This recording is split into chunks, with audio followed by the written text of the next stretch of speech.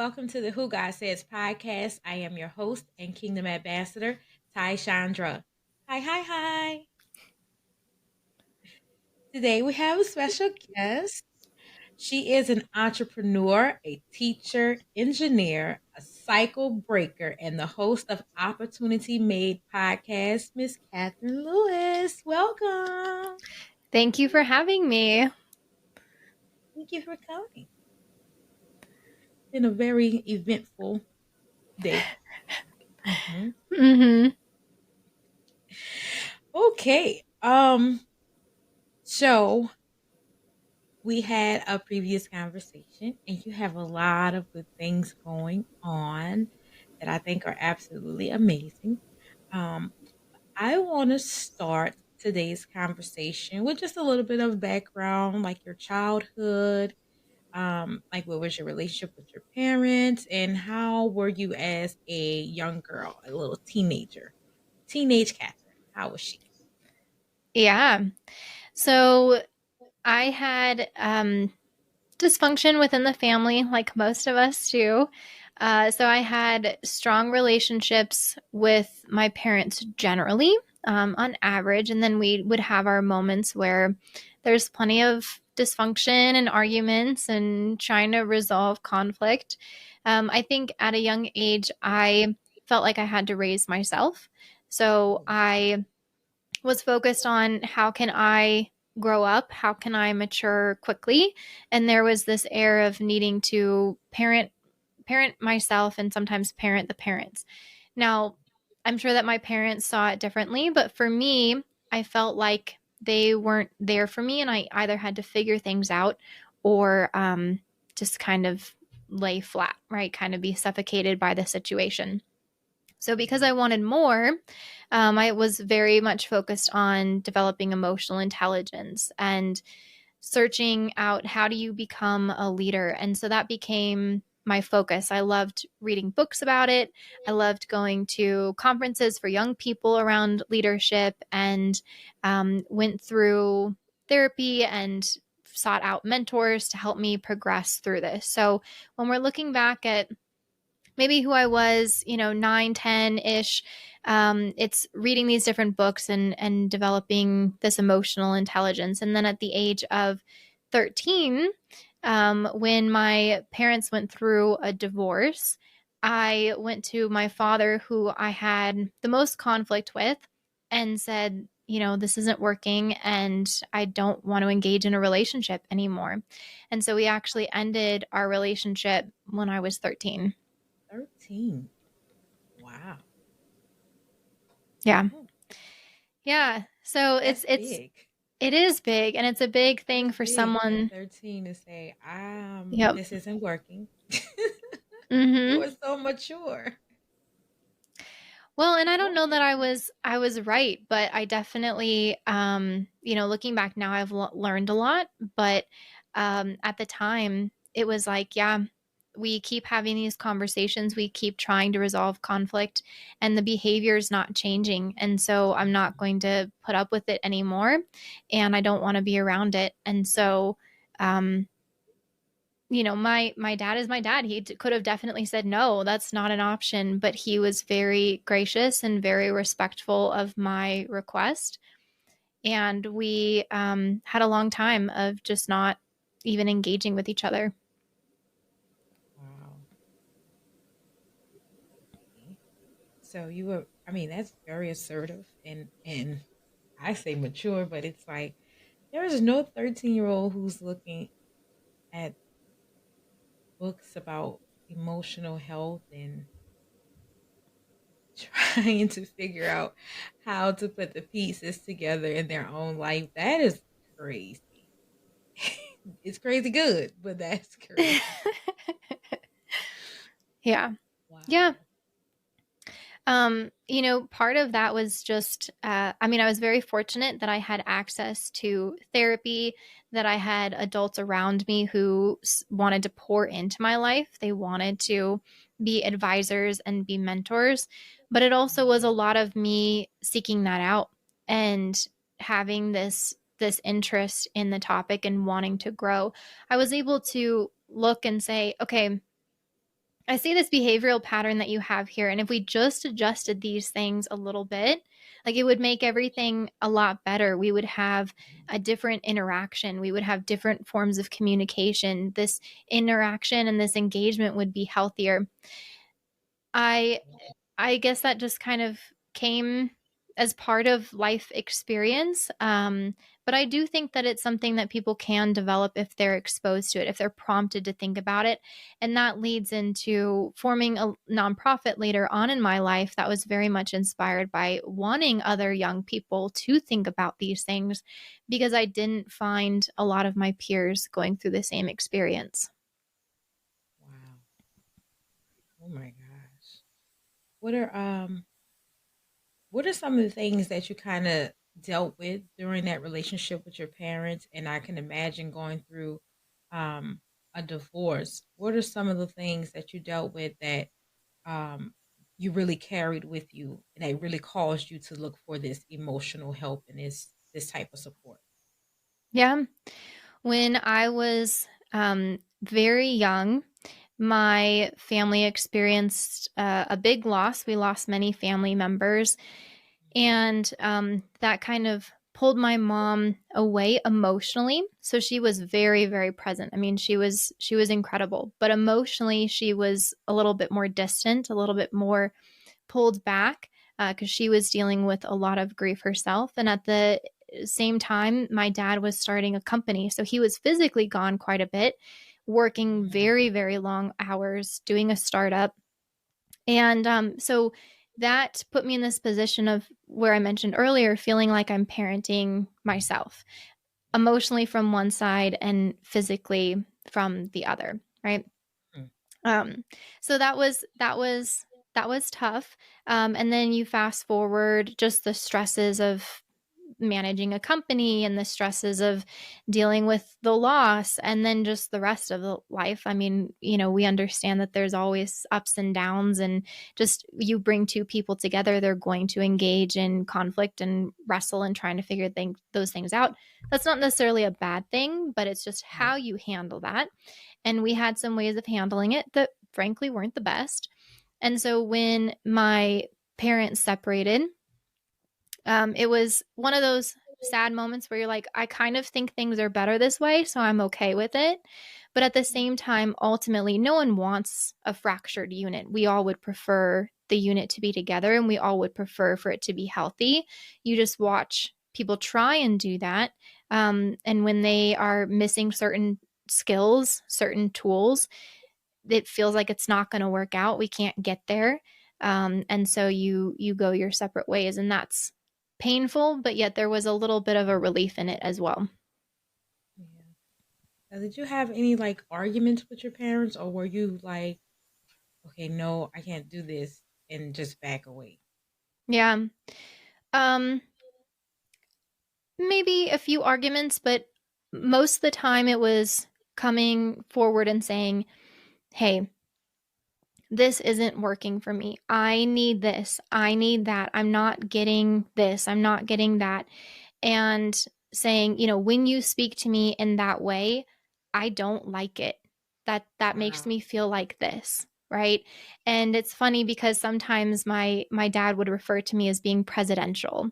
And what he meant by that is you're very formal and it's when you speak to me in this way, I don't appreciate, right? And it's probably unexpected for a teenager or a Very, young child. very unexpected. Very. Yeah.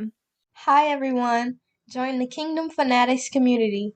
Get exclusive content, green room access with our guests, and more. Visit our website at whogodsays.com. Like and follow us on Instagram, Facebook, TikTok, and make sure to subscribe to our YouTube channel. We greatly appreciate your love and support. To find all information on joining our community, being a guest on the show, donating on our PayPal donation page, and more, visit us at whogodsays.com. Now back to the show. So we would laugh about that, but we'd have those kinds of conversations, and sometimes from my perspective, I would get through and he would be like, oh, wow, I do see how that hurts you. And then I would feel Mm, like things didn't change. And so I felt a lot of pain because it's like I keep exposing myself, I keep being vulnerable, saying how this affects me, and it doesn't feel like it's really being taken into consideration. And I know that there were a lot of things that I was doing incorrectly as well. When you're a child, you're not really thinking about that piece. I wish I had, but it was mostly like, you're my parent, you're supposed to give me this thing, and I'm not getting it. And so I need you to do something different. Um, and I know that it's, relationships are never a one way street. right. Oh my God, I could imagine the reactions from your parents. I could have just imagined the reactions like, okay, hmm hmm, okay. So when you approached your mom with the things that you were not happy with or things that you didn't like, what was her response to those type of things? hmm So those conversations were mostly between my dad and I. Okay. Yeah, so mostly between the two of us. I think I'm very much of a daddy's girl, and he was working often, and I wanted him there. I wanted to have, that special bond that happens between a dad and his daughter. Yeah. I think on my mom's side, we didn't have as many of those conversations. Mm, It was a little bit more like we're best friends and we're good, and it's dad who's the one who needs to change, which again isn't oh, necessarily fair, but that's kind of the way that it played out. okay. Hmm. Okay. So what are some of your coping mechanisms for hiding or pushing away um the trauma or the things that you had to go through? Yeah. So here's the funny part is, as I mentioned before, my dad was a workaholic. And so, Mhm. in order to cope with the pain that I was processing after I ended our relationship, I became a workaholic. And so, go figure, right? Right. So I end up Mhm. becoming, the thing that in my mind has caused me so much pain. So I dove straight into being very academic, taking on sports, taking on clubs, Wow. like all the extra activities as much as I could, constantly pushing, pushing, pushing. And then in college, it's just a buffet for all of those kinds of things, working multiple jobs, taking on multiple internships. I mean, you can just have at it. And that continued well for the next, decade or more. So that was a big piece of my coping mechanism is working a lot. Wow. That's ironic. I know. you you you became the thing that hmm you thought you couldn't be or couldn't deal with. That's Yeah. right. Yeah. And, that really came from a place of spite. It was like, okay, Yeah. you're not going to change for me. And so I'm going to do what you do, but I'm going to do it 10 times better. Like, if Whoa. that's so important to you, watch me. I'll do it even better than you. Right. So it was a very spiteful thing. Wow. Okay. Mm. Okay. Yeah. I can see that. I can see Unfortunately. Yeah. that. Yeah. I can see that. So, have you and your father made amends? Are you guys okay now? Or has it been kind of the same, or you're working your way back into each other's lives? So fast forward 13 years after I was 13, so now 26. And my dad and I have matured enough, healed enough, come back to this place where we have restored our relationship. And it's been a couple years that we've been engaging, and it's absolutely beautiful. Just the way that we're able to operate with each other. I mean, it's been so fun just to have my dad back. I realize that I have a huge privilege because I have him. He Yeah. is there. He's still alive. He's still around. He has graciously forgiven me and been willing to re-engage in that relationship. I recognize he could choose not to, and yeah, so we're kind of quote unquote making up for lost time, and building new memories together, and it's been very special. Awesome. That's awesome. Yay, Dad. That's awesome. Now, are you married? I am not. You are not. I wanted to ask you, how did um, the things that you went through as young Catherine, how did that spill over into older Catherine and like being in relationships and in the professional sector, like in your job or anything like that? How did that spill over into it? Yeah. I think that's an insightful question because those things do spill over. And so, especially being someone who was struggling, wanted my dad to be there, to be present, and very much felt like he wasn't, Mhm. then if you don't heal those things, right, or if you still have an unhealthy way of trying to get that need met, then you can seek it out in other relationships. And so for me, um, I spent time in college and afterwards having relationships where it was me trying to heal those old wounds, trying to get those needs met. I don't know that I was in a healthy place where Yeah. I could love this other person for who they were. It was more like, I don't feel loved and I need you to love me because someone else didn't, right? Mhm. And when we come from that place where we're wanting selfishly to be loved, that's not love. That's not a loving relationship, right? Because love is there to serve, it's there to put yourself before the other and say, you know, how can I help you? How can I love you? What do you Yeah. need?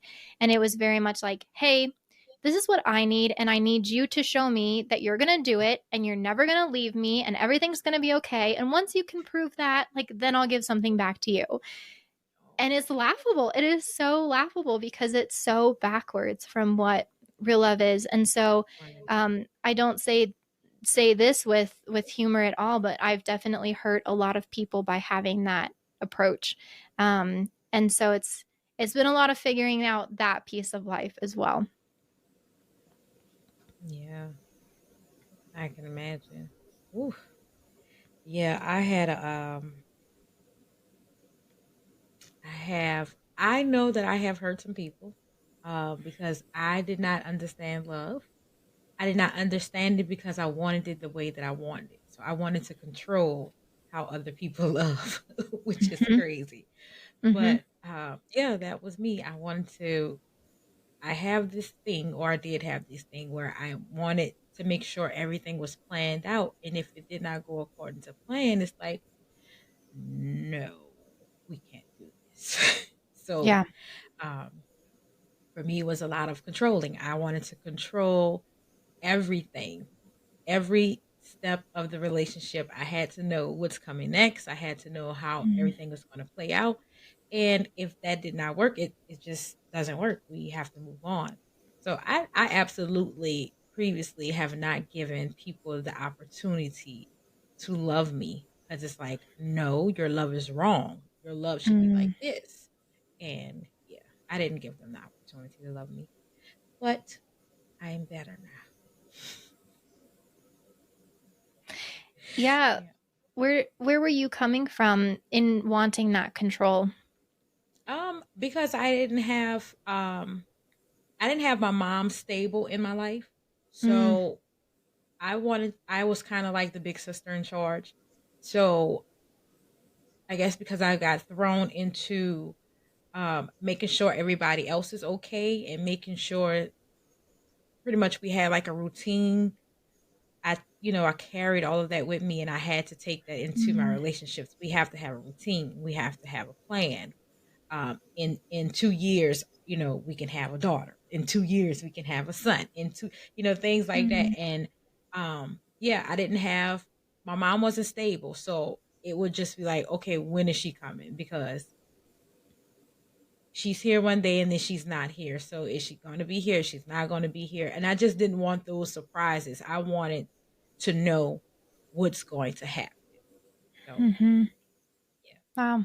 That's super wise that you recognize that. it took a while, a long time.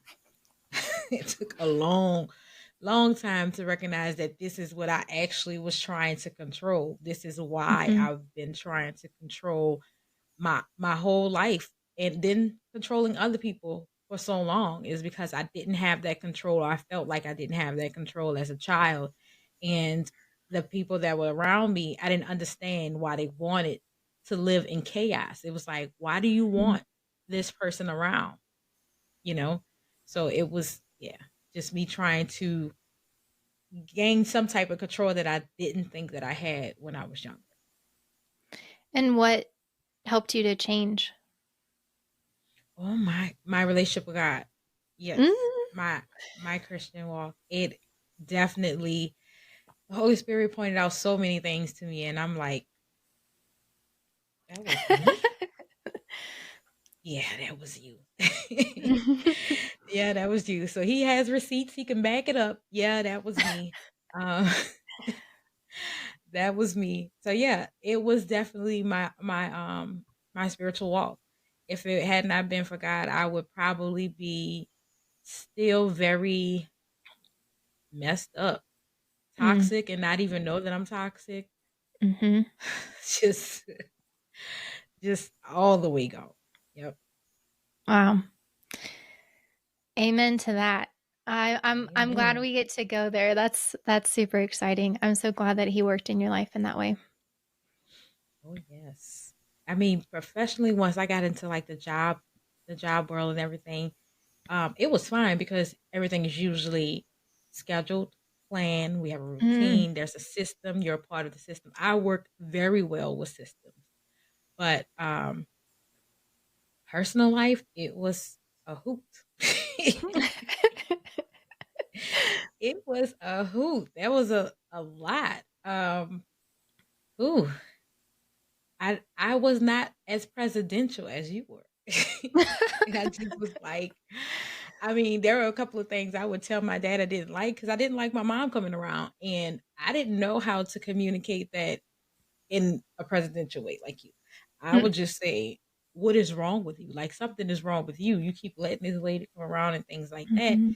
And it would always be an argument. It would be an argument because, first of all, I shouldn't be talking to him like that. Which Mhm. now, yes, I can see I should not have been talking to my father that way. Um, but back then, I was like, "You need to hear me. I Mhm. need to be heard." And Mhm. so, yeah, that was a part of me in the relationship. You need to hear me. I need to be heard.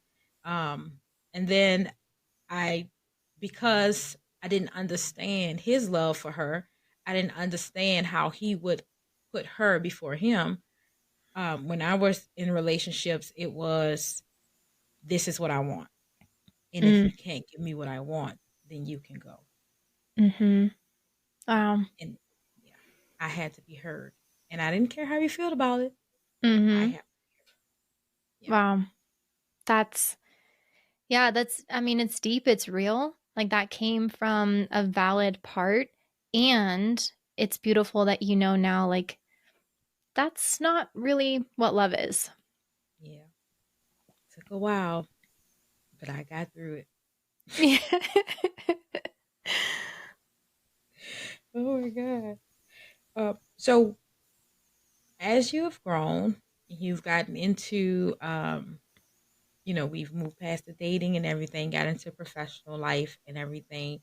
You've gotten back into a relationship with your father. Um, what about your mom? Have you guys mended your relationship? Yeah. It's been beautiful. As I mentioned before, my mom and I have kind of just been best friends, like Hmm. going through this together for better, for worse. And in moments when it was like, okay, mom and I against dad, dad's the bad one. Yeah, that was less healthy. But later on, as she's growing and healing, I'm dealing with the same thing. And we're just kind of going through this walk together. And so we fast forward to the last 3 years. And I grew up in kind of the new age movement in a church where it was okay, we're going to take the best of all these religions, and that's what the truth is. And so I didn't really know. God of the Bible. I didn't know Jesus. Mhm. And it was my mom who felt like I just keep searching and searching and searching. And I know I'm trying to find the truth and I'm not finding it in all of these other things. Yeah. Maybe I should see what this Christian walk is about. And so it's because my mom and I just kept doing this dance, and she's learning something, and I'll come to her and be like, oh, we're learning the same thing. As she was coming into this walk with God, I found myself doing the same thing. Wow. And that was really, really beautiful. There was a moment when God came to me and he said, I need you to get baptized. And at that time, I didn't even know the significance of it. I really Mhm. didn't. But he just told me, and I was like, okay, that's what I'm going to do. And so I went to my mom and I said, Mom, I'm going to get baptized. And she said nothing. And I was like, okay, I don't know what that's about, but okay. And she came back to me the next day and was like, God just asked me to get baptized. And I was like, Wow. whoa, and so we just walk this road together, and it's a really, really beautiful. So we got baptized on the same day together, which was a very special moment. And we've Yes. just been walking this whole journey side by side. So of course we've had our own things as well. We've had a lot to work through. But my mom's kind of been there the whole time. Oh, that's amazing. Oh, Yeah. kudos, mom. Yay. Oh Yeah. my So God. it's been fantastic. And then coming to know the Lord as you know, like that changes absolutely everything. Everything. Um, yeah, yeah. So we could dive deep into that piece as well, but it really um shifts everything. Yes. It changes everything. And it's supposed to. It's Hmm. supposed to. It changes everything. Inside and out. Yep. It's supposed to. So with this new lifestyle, this being a new creature, because you're born again, you're a new creature.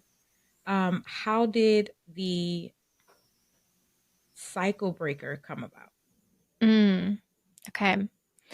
So as I was kind of going through my journey, learning different things in life, I felt like I was traversing this path by myself. Mhm. And I could see how, okay, interesting. Like your dad wasn't really around for you. Your mom wasn't really around for you. You felt neglected and abandoned. And now here you're doing the same thing to me. Like, Dad, I need this to stop. I don't want this Mhm. to continue through the generations. Right. Mhm. And so I formed a nonprofit that was focused on high school students healing these intergenerational traumas. So before we're making decisions about our career, about higher education, about partners, before we're having children, things like that, let's Wow. reflect on our own journey. Let's reflect on the patterns throughout our families, and let's see if we can heal or at least get started with the process so we can break some of these cycles. And that was what I really wanted a community to be formed around. So when I was a senior in college, I formed this nonprofit. We have now been working for the last 8 years with students, and it's been incredible. It's called the Leon Foundation of Excellence. So if people want to check it out, they can go to leonfe.org.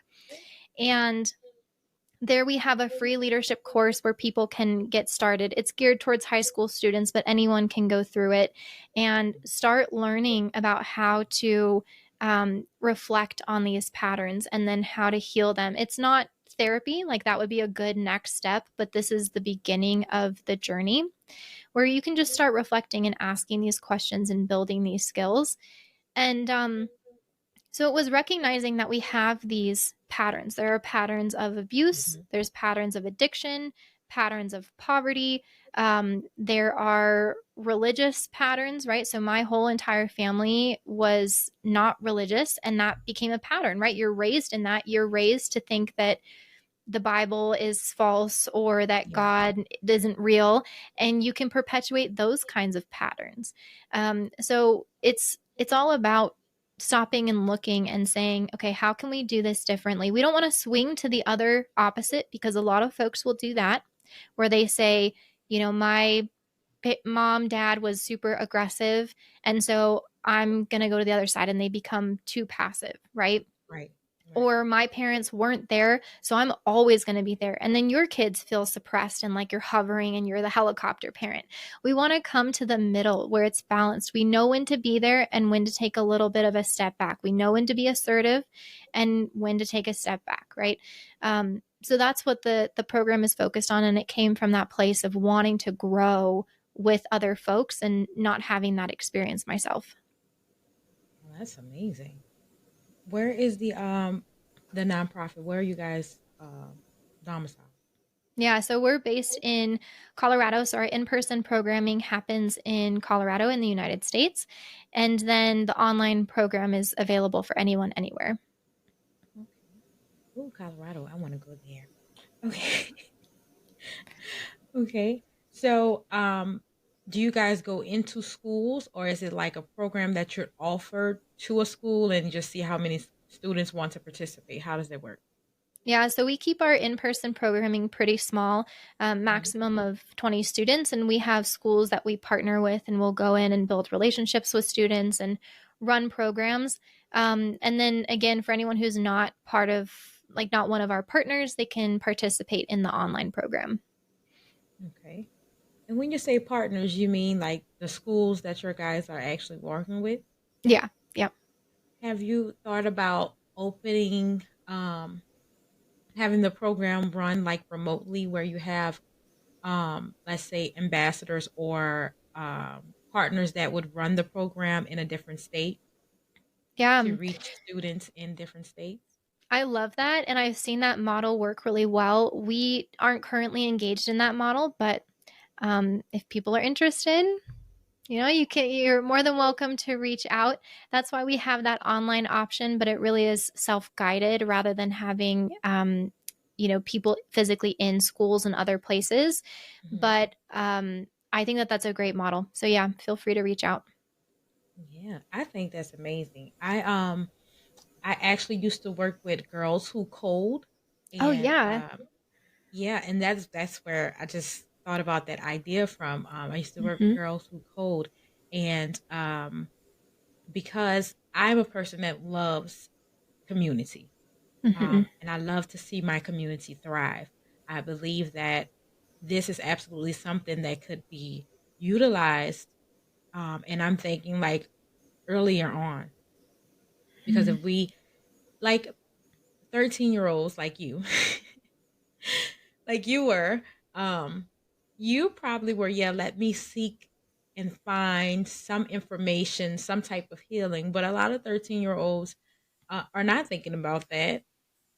Most of the time, they think what their environment shows them is what's normal. Hmm. Um, and so, even if we can go into schools and junior high or middle schools and offer the program, and just to get people to start thinking, and that may help them expose some things that they are dealing with. But I think it would be a good idea to have remote, I don't know what to call them, Like affiliates. Is it satellite affiliate? locations. Yeah, yeah, Yes, yeah. satellite locations and affiliates. I think Yep. that would be an awesome idea. That's something I would actually be interested in, but I would have to do a lot of research. I don't want to jump up and say, "Hey, let's talk about your problems."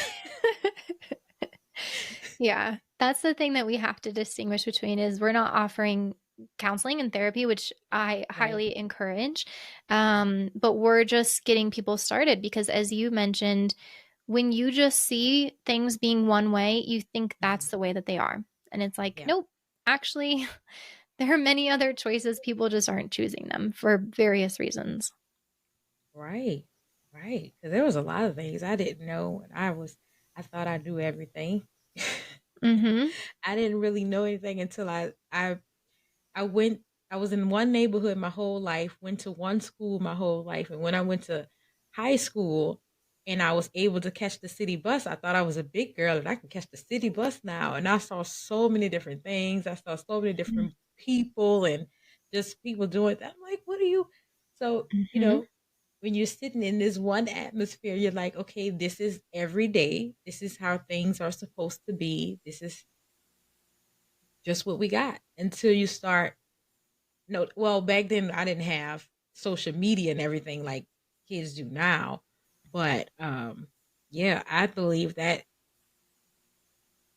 having this type of a program to just help them open their eyes. Now, if there is no trouble, there's no trouble. But if there is, it would be a great benefit to understand. A Mm-hmm. lot of times we don't have the understanding, and that's where the frustration come in. That's where the coping mechanisms come in, and then it goes to different things. It can go good or bad. So, Mm-hmm. yeah, I applaud you, the Leon Foundation. That's awesome. Thank you. Oh, I need to get a clapping track. I I think I have one. I just don't know how to press the button. was gonna say, I think there's one in Riverside. I don't know. I'll have to go and poke around. I always see all these things moving around over here. So I'm like, oh my God. Okay. I want to ask, so the Opportunity Made podcast, what is Mm-hmm. that centered around? Yeah. That is a podcast that's focused on people who break through barriers in life. It's aiming to demonstrate how, with persistence and patience, we can create any opportunity that we want. So, you might have a goal, and I might have the same goal, and maybe it takes you a year to get there, and maybe it takes me 15 or 10, Mhm. but we still made it, right? Right. And so, it's demonstrating how, yes, people come from different areas, different demographics, different networks, different exposure levels, different abilities, all these kinds of things. But that doesn't mean that things are ever off limits to us. Yeah. It means that we might have to work a little bit harder, work a little bit longer, be more patient before we actually make it there. But anyone can do anything. And so it's highlighting stories of people who have gone through quite a bit and have come out the other side to say, like, okay, you can do this too. So, what is it that you want? And let's figure out how to make that opportunity for you. Oh, wow. Okay. That's great. Great concept. I wouldn't even know how to put that into words. I would just, um, I did this. Yeah, I did it. Yeah, well, I think we all have a story, right? There's even just with what you're sharing, there's a lot that you have overcome and a lot of ways that you've grown through the ways that God has worked through your life, and it's just highlighting those things for other people, so that way we don't have to just pull ourselves through the mud. That we can be like, oh, there's a path over Right. there with no mud. I can go walk that. Okay, let's do it. Yeah, let's put some boots on or something. Yeah, exactly. Oh my gosh, I think that's awesome. I like that. I like to share things that help people that are empowering, um, because you just never know who's going through what you're going through. Mm-hmm. Um, I think that's the reason why God wanted me to do this podcast, um, because you just never know who needs to hear just something so simple. Hey, I just told my dad this can't work. I gotta back up. It's Mm-hmm. not gonna work for me. We need to stop. Or, who may need to hear that I thought I was loving people, or and I wasn't. So I want to ask you, what do you think your purpose is? Mm. This is a big question. And the Mm, reason being is coming from that background of focused on work, being a mhm, workaholic. It's all about your purpose. What am I here for? What can I drive towards? I've got to have the brand. I've got to have the experience on the resume that curates this brand because I want to be moving towards a purpose. And for me, I didn't feel significant to my dad. So I was looking to feel significant from the work that I was doing. And mhm. so you really need to figure out what your purpose is so that way you can create this complete story and thus have significance and have purpose and meaning. But I realized in coming to know the Lord that He is the one who determines my purpose, that I am here to be in relationship with Him and to have humility in whatever He says that I need to do in my life. Like, it is important that I'm obedient to that. And so that is my purpose, and that will always be my purpose, no matter what my career is, no matter what my title is on my resume, or if I'm working or I'm not. That's my purpose. And that's undoing that, like going from one definition to the other, has been a battle. It's been a wrestle internally, because there's definitely still a part of me that's like, I mean, just literally yesterday, I was struggling with this and trying to think of, how do I define myself? Because so much of my identity has been tied up with the things on my resume, on my LinkedIn profile, and that's not who I am. And so it's funny, a friend was in prayer and they thought of me and they just felt this heaviness. So they called me yesterday and was like, I need you to read Romans 8:31 and just remember that that is your identity, right? That nothing else can come against you because Christ is for you. And that was big and has allowed me to shift that definition of identity, which for me goes along with purpose. So that way I can remember what I'm really here on earth for, and it's not for what is here on earth. Right. I like that. I like that. That was beautifully said.